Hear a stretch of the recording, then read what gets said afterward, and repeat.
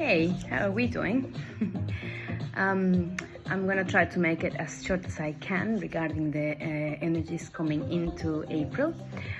Knowing that, of course, time is fluid, and if we stay present in our ongoing self-discovery and really treating life with curiosity, then we are actually operating at our own rhythm and in an open source of experience, which means we create the experience as we are feeling it, most important, observing it, and as we observe it, we create it. But first we feel it, because we are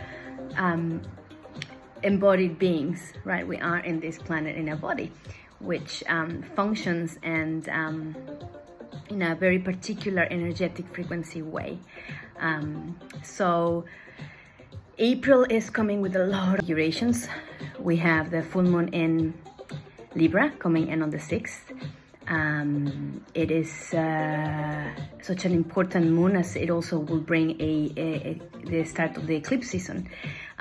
We have these seemingly opposite forces of the Libra sign as the scales, the relationship, compromise, balance, flow, and Aries energies, this inner warrior, the action, the ruled by Mars, right? Who wants to take charge and go where it needs to go. So we have these forces of seemingly, what is our action directed towards? Is it for me? Is it for others? Is it about relationships?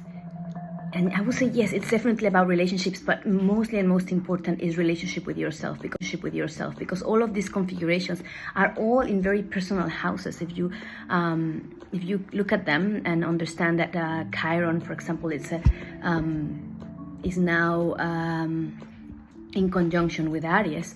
Chiron is that core wound that will heal us. The core wound we all have to access, feel, and go through, depending on not only your personal energetic configurations, but your life, your circumstances, the work that you've put towards self-awareness, and where you are in this life will really determine right now what wounds you are accessing. And it's like layers, it's like Russian doll,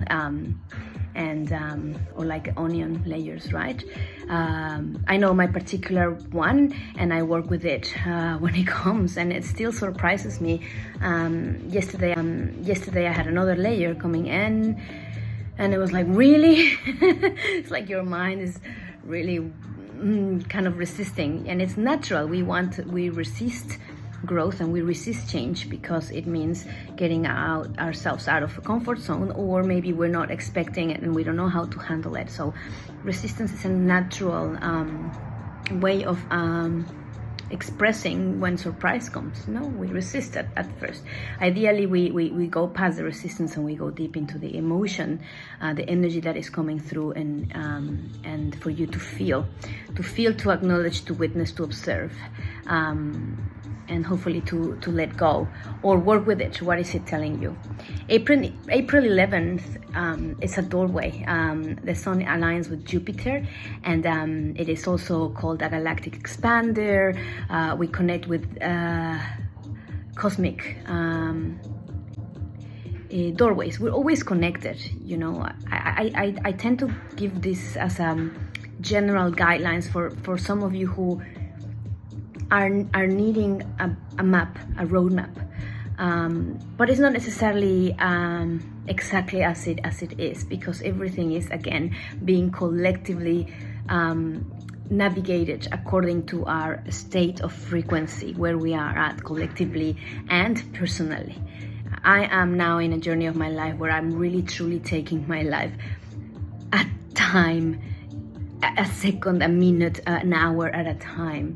I have allowed myself to work in this way as well, and I really are in a curiosity pathway at this stage in my life. But wherever you are in your life right now, it's really about moving through but wherever you are in your life right now, it's really about moving through your relationships that are not working for you, relationships that are working for you. How are you flowing with and navigating with relationship with yourself? Obviously, do you have a relationship with yourself and your body? Do you truly own your body and are truly in tune with what it's needing in the moment? Or you're distracting yourself or trying to get away from it or looking for an escape? Because as we enter the eclipse season, we have a combination of a total and annular eclipse coming April the 20th, and that is going to be again in Aries. So it's really fire season, inner warrior season, discernment season, independence, autonomy. So yeah, this is what's at play. And I would say the main question for you here is, what prompts you to act when you feel like, okay, I need to do something about whatever it is in your life that you need to do something about, when you want to spring into action? What is your motivation when you take decisions to spring into action or to take a decision that is going to impact your life? Is it from control? Is it from fear? Is it from greed? Is it from or is it from a resistance? Is it a distraction, to get distracted? Is it out of like an addiction that you have because you don't know how to deal with yourself? So what is your motivation when you take decisions to spring into action or to take a decision that is going to impact your life? Is it from control? Is it from fear?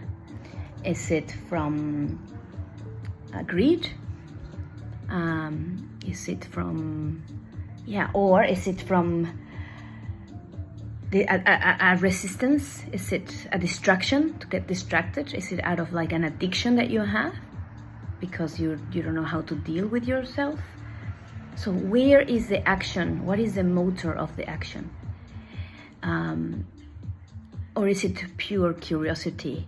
Or is it a pure sense of self-love, respect, adventure, or a spirit called? No.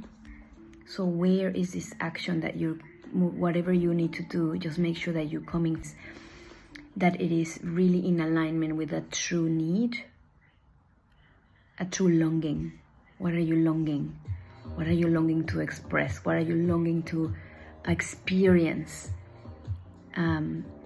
Where is your curiosity for life, for your life? Because no one lives your life but yourself. Everything else is a construct around you. So whatever you tell yourself that you gotta do because others expect you to do, this is really time to drop that programming. Yeah, really drop that now, because it's this fire season. The fire takes us to brutal honesty. Can you be brutally honest about your motivations? Brutally honest about why you are where you are if you're stuck. Why are you not changing what you need to change? Who are you blaming? Why are you blaming that? Because in the end, it's all about you stepping into your highest or your most authentic or closest to who you are being in the moment. Not from an idealized perspective of being my ascended being or it's really beyond that. It's more about the humanity aspect. Are you really feeling your feelings? Are you in your body? Have you taken charge of your health? It's all about the body at the moment. The body, the house, relationships, belongings. What is in your life holding you back? Is it your health? Is it your relationship? Is it commitments? So this is what Chiron and Aries are telling us. What is holding us back? What is going to move us forward? And who are you? who are you truly, and beyond who, or the identity, what are you, and why are you? The why are you being? Why are you here? Have you considered that? What's truly your why? Why do you do what you do every single day, beyond the earning a living or all of that programming that we have agreed upon? Because everything is an agreement. Law is an agreement. Money is an agreement. Relationships are an agreement. Work is an agreement. But those agreements is something you agree upon. The question is, why are you agreeing where you're agreeing? And it's not to question everything, but just to really understand and agree in whatever you're agreeing in your life in full awareness and knowing that you can change it, because you can. And that's full Easter, reconnecting with your own self and taking your time to really assess what's next for you and why. Mucha aroha, mucho amor. Chao.